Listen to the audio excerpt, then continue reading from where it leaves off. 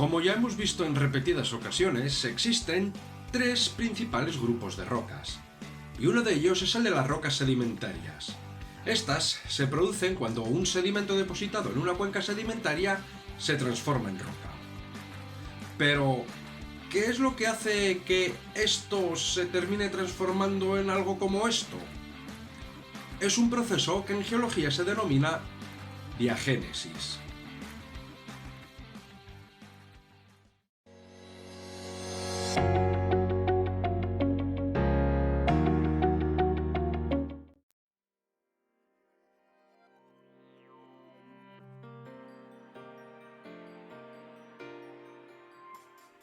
Cuando los restos de erosión de un continente o los carbonatos generados en una cuenca se depositan en cuencas sedimentarias, estos van a estar más o menos sueltos, teniendo poca densidad y una enorme porosidad en su seno que variará en función del sedimento que tengamos. Es muy común que estos sedimentos se depositen en condiciones acuosas, por lo que esta porosidad estará llena de agua. O aun cuando se hayan depositado en condiciones subaéreas, es posible que por subidas del nivel del mar esta porosidad se sature también en agua, por lo que es muy común que los sedimentos estén saturados en agua. Pero a medida que se van acumulando más y más sedimentos, las condiciones cambian, ya que aumenta la presión y también la temperatura, por lo que empiezan a sufrir una serie de transformaciones. Lo primero que se nos viene a la cabeza es una compactación. Los sedimentos poco a poco se van compactando a medida que va aumentando la presión, haciendo que la porosidad que tenían se vaya cerrando. El volumen que antes ocupaban ahora es menor, y por lo tanto se vuelven materiales más densos. Esta compactación va acompañada de una progresiva deshidratación del sedimento al ir escapando el agua de los poros que había. Este agua en un principio es idéntica al agua que hay en el ambiente deposicional, pero poco a poco se va diferenciando de esta debido a que con el aumento de la presión y la temperatura se pueden producir movimientos de elementos que se disuelven en el agua, y luego estos precipiten dando lugar al crecimiento de minerales que unirán los granos que forman el sedimento. Esto se conoce como cementación de la roca. Algunos granos que forman los sedimentos son inestables, pero digamos que no tienen energía suficiente para estabilizarse. La presión y la temperatura aportadas por la diagénesis, así como los compuestos que hay en disolución, pueden darle ese extra de energía que necesitan para adquirir esa estabilidad.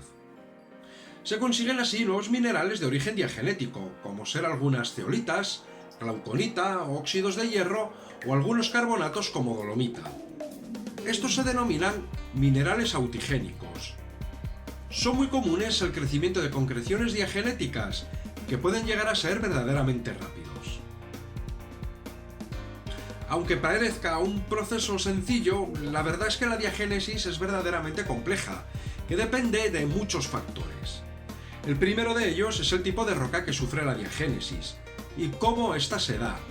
No es lo mismo la diagénesis de un conglomerado que la diagénesis de una caliza. También influye mucho el tiempo. No es lo mismo un sedimento que comienza a sufrir procesos de diagénesis a aquellos que llevan tiempo sufriendo dicho proceso. Por eso es muy común que entre los estudios de diagénesis los autores definan diversas fases de la misma. Y estas fases van a depender de la presión y la temperatura, así como de los fluidos a la que se produce cada una de estas fases. Como decíamos, un proceso verdaderamente complejo. Por eso mismo, la diagénesis se hace fácilmente comprensible desde un punto de vista amplio, pero se complica bastante desde un punto de vista más específico. ¿Dónde terminan los procesos sedimentarios y dónde empiezan los diagenéticos? Si encima de unos estratos se nos depositan otros más, ¿la compresión que empiezan a tener los infrayacentes ya se considera procesos diagenéticos o son todavía procesos sedimentarios? ¿Y qué pasa con el aumento de la presión y la temperatura? ¿Dónde termina la diagénesis y empieza el metamorfismo? ¿El crecimiento de nuevos minerales mencionados anteriormente se podría considerar ya metamorfismo? Cuando unos sedimentos ya litificados se someten a desenterramiento por erosión y comienzan a someterse a aguas meteóricas, ¿se podría considerar meteorización o sigue siendo diagénesis?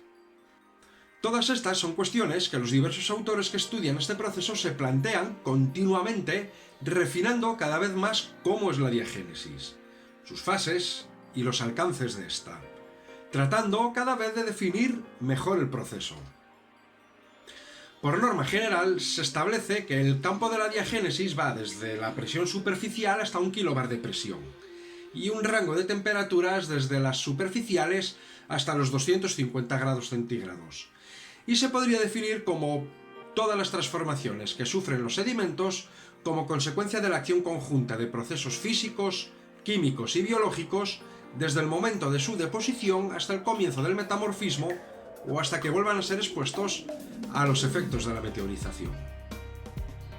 Ya hemos visto cómo se forman las rocas sedimentarias y cómo un puñado de sedimentos sueltos puede dar lugar a rocas tan duras como por ejemplo una cuarzarenita. Y ya sabes, si te ha gustado el vídeo y te ha parecido interesante, no dudes en suscribirte al canal, dale a la campanita, deja comentarios y entre todos, si tienes alguna duda, pues procuraremos resolverla. Hasta entonces, nos seguimos viendo. Un saludo.